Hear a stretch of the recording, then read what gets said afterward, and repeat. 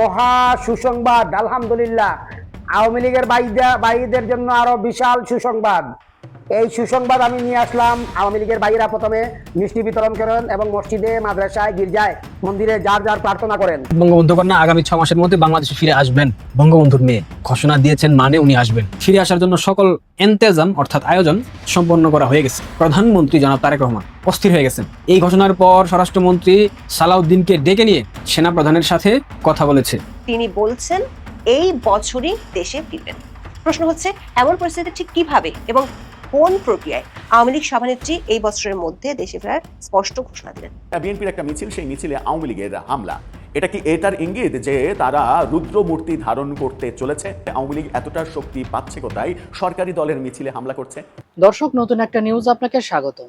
প্রিয় দর্শক, 5 আগস্টের পর এতদিন যাবৎ সাবেক প্রধানমন্ত্রী শেখ হাসিনা বলেছেন যে তিনি ফিরে আসবেন, যে কোনো সময় ফিরবেন, টুপ করে দেশে ঢুকে পড়বেন, এরকম অনেক কথাই বলেছেন। দর্শক মণ্ডলী, এবার সবকিছুর জল্পনা কল্পনার অবসান ঘটিয়ে তিনি গতকাল এক ভারতীয় টিভি চ্যানেলকে সাক্ষাৎকার দিয়ে বলেছেন তিনি এবছরের মধ্যেই অর্থাৎ 2026 সালের ডিসেম্বর মাসের মধ্যেই বাংলাদেশে প্রবেশ করবেন। দর্শক মণ্ডলী, এতদিন তিনি দেশে ঢোকার কথা বললেও এবার দেশে প্রবেশ করার একটা সময়সীমা বেঁধে দিয়েছেন।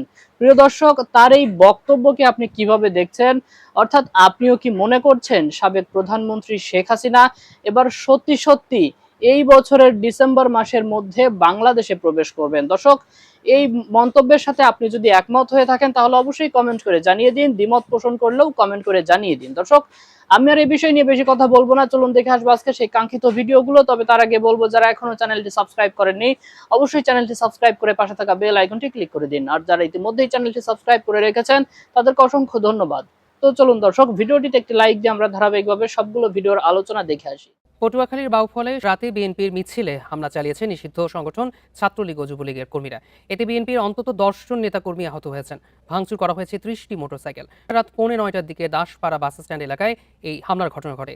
এ নিয়ে আরও জানাতে এবার পটুয়াখালী থেকে যুক্ত হচ্ছেন আমাদের সহকর্মী আব্দুল আলিম খান। আব্দুল আলিম, হামলার বিষয়ে বিস্তারিত কি জানা গেছে? কেন এই হামলা চালানো হলো এবং আহত বিএনপি নেতাকর্মীদের অবস্থা কি বর্তমানে? আপনি যেমনটা বলছেন, গতকাল 9:45টায় আওয়ামী লীগের অঙ্গ সংগঠনের যারা রয়েছেন তারা একটি মিছিল করেছিলেন। প্রায় 50 থেকে 60টি মোটরসাইকেল নিয়ে তারা পটুয়াখালী বাউফলে যে দাসপাড়া রয়েছে এই দাসপাড়া থেকে আসলে তারা একটি মিছিল করেছে, যাতে করে আওয়ামী লীগের অঙ্গ সংগঠনের যারা রয়েছেন তারা যাতে করে নাশকতা সৃষ্টি না করতে পারে তার জন্যই মূলত তারা দাসপাড়া থেকে একটি মিছিল দিয়েছিলেন 50 থেকে 60টি মোটরসাইকেল নিয়ে। সেখান থেকে তারা কিছু জায়গা প্রদক্ষিণ করার পরে হুট করে হঠাৎ করেই কিন্তু আসলে ছাত্রলীগ এবং যুবলীগ তারা কিন্তু অতর্কিত হামলা করেছে। এই হামলায় অন্তত 10 জন আহত হয়েছে এবং যেটা জানতে পেরেছি 10 থেকে 12টি মোটরসাইকেল তারা রাতের আধারে কুপিয়েছে। এবং যেটা জানতে পেরেছি পটুয়াখালী বাউফল উপজেলা স্বাস্থ্য কমপ্লেক্সে 10 জন বর্তমানে ভর্তি হয়েছে। তাদের এলোপাতালি কুপিয়েছে, তারা আহত হয়েছে তেমনটি আমরা জানতে পেরেছি। আমরা এ ব্যাপারে কথা বলি বাউফল ওসির সাথে কথা বলেছি। তিনি আমাদের জানিয়েছে যে গতকাল 9:45টার দিকে আসলে এই ঘটনা ঘটার পরেই কিন্তু দ্রুত তারা দিয়ে কিন্তু বিষয়টি নিয়ন্ত্রণে আনার চেষ্টা করে, কিন্তু এখন পর্যন্ত পটুয়াখালী বাউফল থানায় কোনো ধরনের অভিযোগ করেনি এবং যদি অভিযোগ করে সে ব্যাপারে আসলে আইনগত ব্যবস্থা নেবে তেমনটি কিন্তু ওসি জানিয়েছে। আপনি জানেন যে আসলে পটুয়াখালী জেলার যে বাউফল উপজেলা রয়েছে এই প্রতিনিয়তই ছোট বড় ঘটনা কিন্তু ঘটে থাকে এই বাউফলে। তারপরে এখানে আমরা যারা যুবদল নেতার সাথে কথা বলেছি তারা আসলে 4 থেকে 5 জনের নাম আমাদের জানিয়েছে যে তারা আসলে মূলত এই 9:45টায় চালিয়েছে এবং হামলা করার পরই দ্রুত ঘটনাস্থলে গিয়ে পুলিশ বিষয়টি নিয়ন্ত্রণ করার চেষ্টা করে এবং যারা আব্দুল আলিম, পুলিশ নিয়ন্ত্রণ করার চেষ্টা করছে, আপনি আরো তথ্য সংগ্রহ করতে থাকুন। আজ দুপুরের পর থেকে বাংলাদেশের রাজনীতি অনেক উত্তাল হয়ে গেছে। বাংলাদেশের রাজনৈতিক অঙ্গনে একটা উত্তাল পরিস্থিতি আমরা দেখতে পাচ্ছি। জামাত, এনসিপি, বিএনপি এছাড়াও আরো যারা জঙ্গি সন্ত্রাসী সংগঠন আছে সত্যি কথা বলতে পাগল হয়ে গেছে। এদিক সেদিক ছুটাছুটি করছে। কেউ বিভিন্ন দূতাবাসে যাচ্ছে, পাকিস্তান দূতাবাস, মার্কিন দূতাবাস, ফ্রান্স দূতাবাস, বিভিন্ন দূতাবাসে দৌড়াদৌড়ি করছে, কারণ খুব শীঘ্রই কিছু একটা হতে যাচ্ছে। বিশেষ করে যারা জুলাই আগস্টের সেই তথাকথিত জঙ্গি আন্দোলনে নেতৃত্ব দিয়েছিল, সেই জঙ্গি আন্দোলনে সব ধরনের সমর্থন দিয়েছিল, অর্থনৈতিক সহায়তা করেছিল, নিজে উপস্থিত থেকে ভূমিকা রেখেছিল, এদের মধ্যে মারাত্মক ভয় ঢুকে গেছে। কারণ একটাই, আপনারা জানেন বঙ্গবন্ধু কন্যা জননেত্রী দেশরত্ন শেখ হাসিনা উনি 2 মাস পূর্বে বললেন মাথা উঁচু করে বীরের বেশে বাংলাদেশে ফিরবেন, কিন্তু সেই সময় তিনি একবারের জন্যও বলেননি তিনি ঠিক কবে ফিরবেন, কোন মাসে ফিরবেন, কোন সালে ফিরবেন, কত তারিখে ফিরবেন। এরপরেও জুলাই সন্ত্রাসী বিএনপি, জামাত, এনসিপি এরা ভয়ে উন্মাদ হয়ে আওয়ামী লীগের বিভিন্ন পর্যায়ের নেতাকর্মীদেরকে গ্রেফতার করছে, মব করছে, মিথ্যা মামলা দিচ্ছে, হত্যা করছে। লাশের সংখ্যা দিন দিন বেড়েই চলেছে। আপনারা জানেন তুরাগে 3 জনকে হত্যা করা হলো, 4 জন গুম, এখনো তারা কোথায় আছে জানি না। রাষ্ট্রপক্ষ সম্পূর্ণ ঘটনা অস্বীকার করলো, পুলিশ অস্বীকার করলো। তুরাগের ঘটনার ঠিক কয়েক ঘন্টার ব্যবধানে বঙ্গবন্ধু কন্যা শেখ হাসিনা উনি একটা ঘোষণা দিয়ে দিয়েছেন। এই ঘোষণার পর বাংলাদেশে এই কয়েক ঘন্টার ব্যবধানে অনেকগুলা ঘটনা ঘটেছে। উনি কি ঘোষণা দিয়েছে অনেকে আপনারা জানেন। উনি ঘোষণা দিয়েছেন, আমি পরিষ্কারভাবে বলতে চাই প্রতিটি বাধা এবং প্রতিটি ষড়যন্ত্র কাটিয়ে আমি এবছরই আমার দেশে ফিরে আসব। আজ যখন বঙ্গবন্ধু কন্যা ঘোষণা দিলেন, জুন মাসের 28 তারিখ, অর্থাৎ জুন মাস শেষ, July, August, September, October, November, December, 6 মাস। এবছরের বাকি 6 মাস অর্থাৎ বঙ্গবন্ধু কন্যা আগামী 6 মাসের মধ্যে বাংলাদেশে ফিরে আসবেন। বঙ্গবন্ধুর মেয়ে ঘোষণা দিয়েছেন মানে উনি আসবেন। আর ওনার মতো ব্যক্তি, ওনার মতো বিচক্ষণ দূরদর্শী নেতৃত্ব কখনোই সব হিসাব নিকাশ, সব ধরনের সমীকরণ না মিলিয়ে এই ধরনের ঘোষণা দেওয়ার কথা না। উনি দিতেন না। উনি জানেন উনি ফিরতে পারবেন, কিংবা ফিরে আসার জন্য সকল এন্তেজাম অর্থাৎ আয়োজন সম্পন্ন করা হয়ে গেছে। যার কারণে তিনি ঘোষণা দিয়েছেন এবছরেই সকল ষড়যন্ত্র, সকল বাধা কাটিয়ে আমি আমার দেশে ফিরে যাব। এই ঘোষণার পর থেকে অনেকের অনেক কিছু হয়ে গেছে, কিন্তু একটা মানুষের লোক হয়ে গেছে, সেটা বাংলাদেশের বর্তমান প্রধানমন্ত্রী জনাব তারেক রহমান অস্থির হয়ে গেছেন। এই ঘোষণার পর স্বরাষ্ট্রমন্ত্রী সালাউদ্দিনকে ডেকে নিয়ে সেনা প্রধানের সাথে কথা বলেছে জনাব তারেক। গোয়েন্দা সংস্থা, specially DGFI, DB, SB, NSI, police অর্থাৎ প্রত্যেকটা উইংসকে নির্দেশনা দিয়েছেন আওয়ামী লীগের কারা কারা ঢাকা শহরে অবস্থান করছে, কারা কারা আওয়ামী লীগকে সুসংগঠিত করার জন্য নিয়োজিত আছে, কারা আড়াল থেকে আওয়ামী লীগকে সহায়তা করছে, আওয়ামী লীগের নেতাকর্মীরা কোন এলাকায়, কোন বাসায়, কার মাধ্যমে কোথায় অবস্থান করছে, সবকিছু খুঁজে বের করো, আইন প্রয়োগ করো, তাদেরকে গ্রেফতার করো, তাদেরকে জেলে ঢুকাও, যাতে করে তাদের মিশন সফল না হয়। ঢাকা শহরের অর্থাৎ ঢাকা মহানগর উত্তর এবং দক্ষিণের প্রত্যেকটা থানায় নির্দেশনা দেওয়া হয়ে গেছে, যেখানে আওয়ামী লীগ পাবে সেখানেই গ্রেফতার করতে হবে।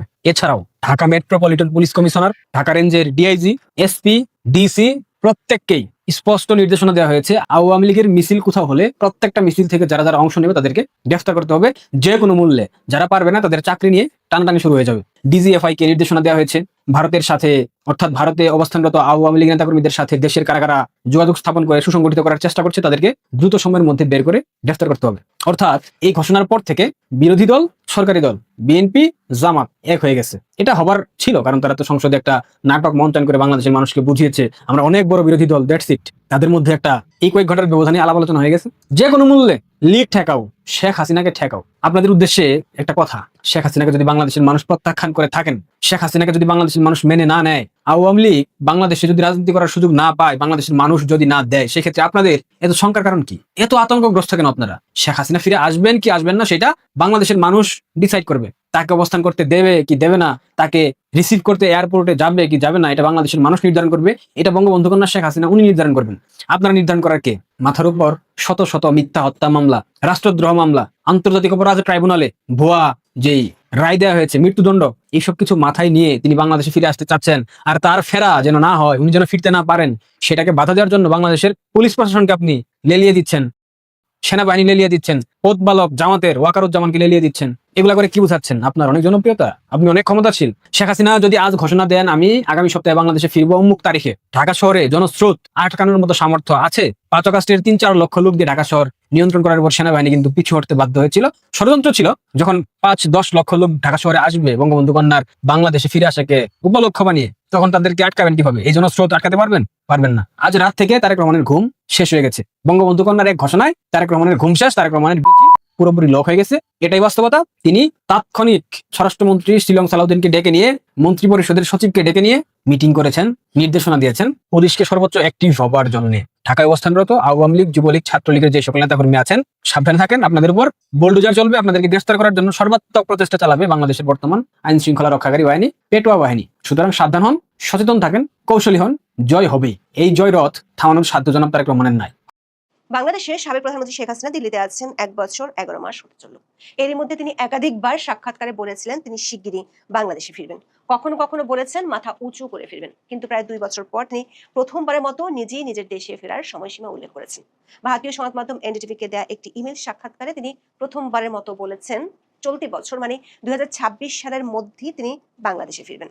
এনডিটিভি বলছে ফাঁসির রায় আর দলের কার্যক্রমের উপর নিষেধাজ্ঞা থাকা সত্ত্বেও শেখ হাসিনা মার্কিন জেনারেল ডগলাস ম্যাকআর্থারের মতোই অবিচল। দর্শক, শেখ হাসিনা যখনই দেশে ফেরার কথা বলেছেন তখন রাজনৈতিক মহলে প্রশ্ন উঠেছে মৃত্যুদণ্ড সহ তার বিরুদ্ধে শয়ে শয়ে মামলা থাকা, বাংলাদেশ সরকার নির্বাহী আদেশে দলের কার্যক্রম নিষিদ্ধ থাকা, এসবের মধ্যে কিভাবে সম্ভব তার দেশে ফেরা, বিশেষ করে যদি বর্তমান ক্ষমতাসীন বিএনপি সরকার না চায়।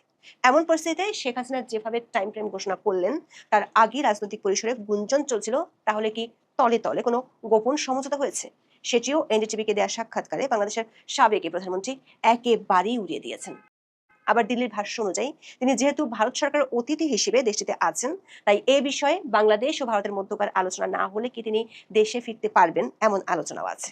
প্রশ্ন হচ্ছে এমন পরিস্থিতিতে ঠিক কিভাবে এবং কোন প্রক্রিয়ায় আওয়ামী লীগ সভানেত্রী এই বছরের মধ্যে দেশে ফেরার স্পষ্ট ঘোষণা দিলেন। বাংলাদেশের বিরোধী পক্ষ প্রায় দাবি করে দেশটির সাবেক প্রধানমন্ত্রী শেখ হাসিনা ও তার দল আওয়ামী লীগের রাজনীতি শেষ হয়ে গেছে। এর শুরুটা করেছিলেন বিগত অন্তর্বর্তী সরকারের প্রধান উপদেষ্টা মোহাম্মদ ইউনূস। তবে শেষ পর্যন্ত শেখ হাসিনা ও আওয়ামী লীগকে নির্বাচন থেকে দূরে রাখতে নির্বাহী আদেশে দলটির কার্যক্রম নিষিদ্ধ করতে হয়েছিল। একদিকে কার্যক্রমের উপর নিষেধাজ্ঞা, অন্যদিকে দলটির দেশে থাকা নেতাকর্মীদের উপর দমন পীড়নের মধ্যেও দলটির নেতারা প্রায় মিছিল পোস্টারিং করে যাচ্ছে। সবশেষ দলটির গত 23শে জুন প্রতিষ্ঠা বার্ষিকীর কর্মসূচি ঠেকাতে বর্তমান বিএনপি সরকারকে ব্যারাকে ফেরত পাঠানো সেনাবাহিনীকে আবারও মাঠে আনতে হয়েছে। রাজনৈতিক মহলে অনেকের মত হলো আওয়ামী লীগের ফেরার চেয়ে শেখ হাসিনা ফেরা অনেক বেশি কঠিন, কারণ তার বিরুদ্ধে ইতিমধ্যে বাংলাদেশের আন্তর্জাতিক অপরাধ ট্রাইব্যুনালে ফাঁসির রায় হয়েছে। মোটা দাগে 600-র বেশি মামলা তার বিরুদ্ধে দায়ের হয়েছে। তা সত্ত্বেও গত মে মাসের মাঝামাঝি সময় থেকে আওয়ামী লীগ সভানেত্রী শেখ হাসিনার দেশে ফেরার আলোচনাটা গণমাধ্যম থেকে শুরু করে সামাজিক মাধ্যমে বেশ সরব হয়ে ওঠে। গত 19শে মে 3টি ভারতীয় সংবাদ মাধ্যমে শেখ হাসিনার ইমেল সাক্ষাৎকার ছাপা হয়। ওই সাক্ষাৎকারগুলোতে দাবি করেছিলেন তিনি এবং তার দল আওয়ামী লীগ আরও সংগঠিত হয়ে শক্তিশালী হয়ে যে ফিরবে তার জন্য নীরবে প্রস্তুতি চলছে। তবে কবে নাগাদ ফিরবেন কিংবা কতদিনের মধ্যে দেশে যাবেন সে বিষয়ে বিস্তারিত কিছু বলেননি, বরং এরপর দ্য ওয়ালকে দেয়া সাক্ষাৎকারে বলেছেন সময় বা দিনক্ষণ কোনো বিষয় নয়। এমনকি আওয়ামী লীগের অঙ্গ সংগঠনের যেসব নেতা এতদিন তার সাথে দেখা করতে দিল্লিতে গিয়েছেন তাদেরকেও তিনি মৌখিকভাবে বলেছিলেন তিনি দেশে ফিরবেন এবং সেটা শিগগিরই ফিরবেন। এই প্রথমবারের মতো শেখ হাসিনাকে নিয়ে সংবাদ মাধ্যমের শিরোনাম হলো তিনি বলছেন এই বছরই দেশে ফিরবেন। 28শে জুন ভারতীয় সংবাদ মাধ্যম এনডিটিভিতে তার একটি ইমেল সাক্ষাৎকার প্রকাশিত হয় যার শিরোনাম হলো I will return to my country this year, Sheikh Hasina exclusive. এর অর্থ দাঁড়াচ্ছে তিনি এ বছরের মধ্যে দেশে ফেরার কথা বলেছেন।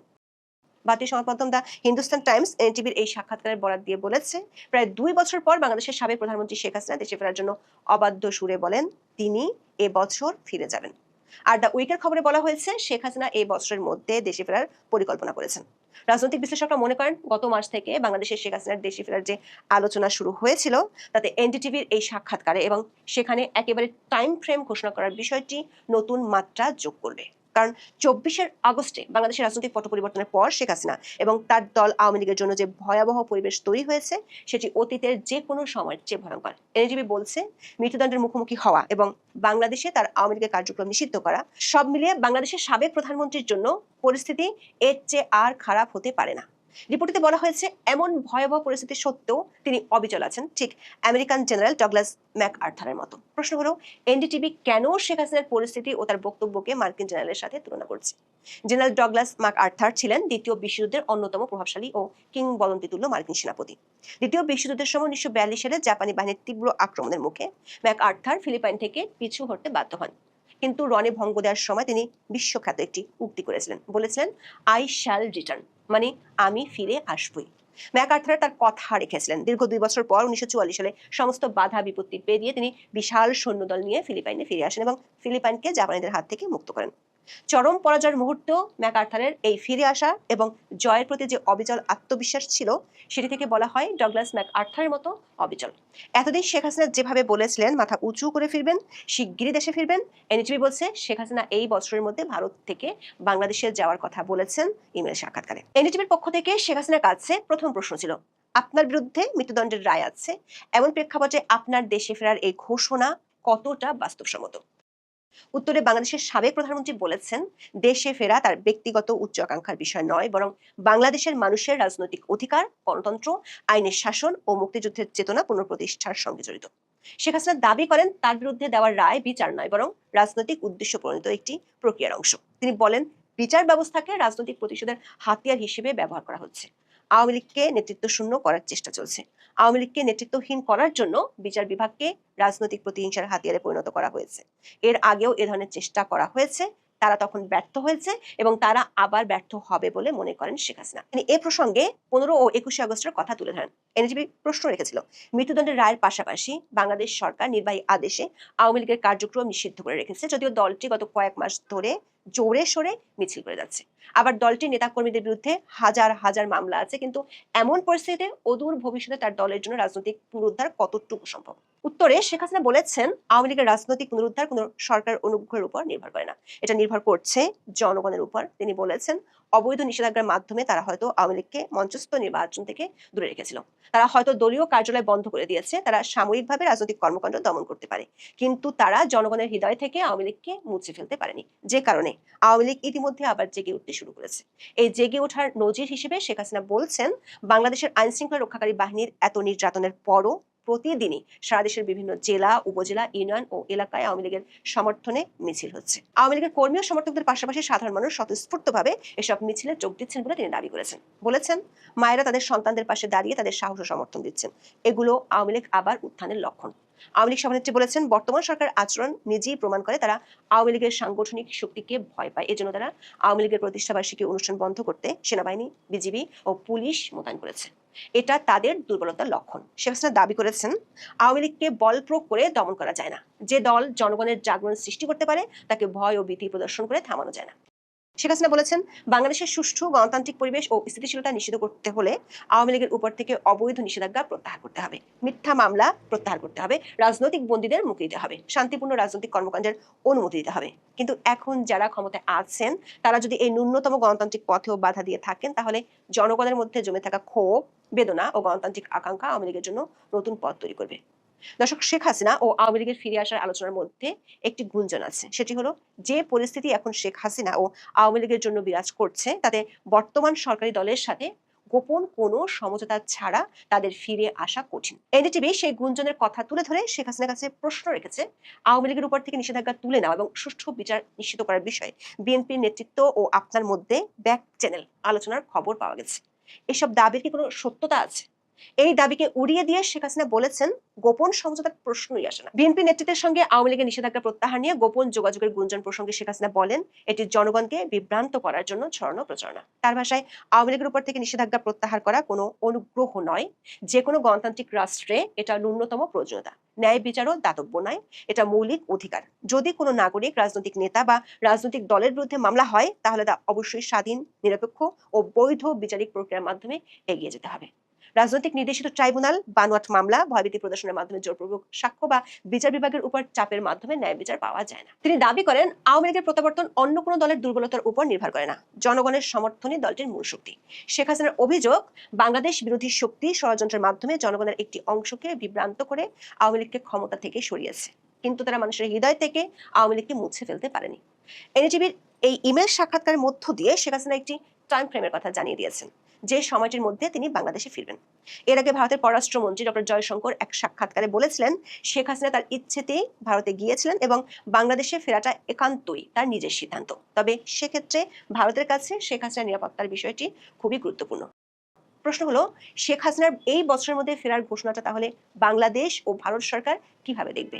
এর আগে 1/11-এর সময় শেখ হাসিনাকে দেশে ফিরতে বাধা দেওয়া হয়েছিল। ওই সময় তিনি ঘোষণা দিয়ে দেশে ফিরেছিলেন, তবে এবারের পরিস্থিতি একেবারেই ভিন্ন। আবার তাকে ফিরতে হবে মৃত্যুদণ্ড মাথায় নিয়ে। এখন দেখার বিষয়, শেখ হাসিনার এই ঘোষণার পর আগামী 6 মাসের মধ্যে শেখ হাসিনা জেনারেল ডগলাস ম্যাকআর্থারের মতো নতুন কোনো ইতিহাস লিখতে পারেন কিনা। যদি পারেন, সেটি কিভাবে লিখবেন সেটিও বড় আলোচনার বিষয় হয়ে দাঁড়াবে। প্রিয় দর্শক, আমি আশা করছি সবগুলো ভিডিওই আপনি মনোযোগ সহকারে দেখেছেন। সেই সাথে দর্শক, এই ভিডিওগুলো সম্পর্কিত যদি কোনো তথ্য বা মতামত থাকে তাহলে তো অবশ্যই কমেন্ট করে জানিয়ে দিন। এতক্ষণ সাথে থাকার জন্য ধন্যবাদ। নিউজটি শেষ করছি এখানেই, ফিরছে আগামী ভিডিওতে নতুন কোনো টপিক নিয়ে। আল্লাহ হাফেজ।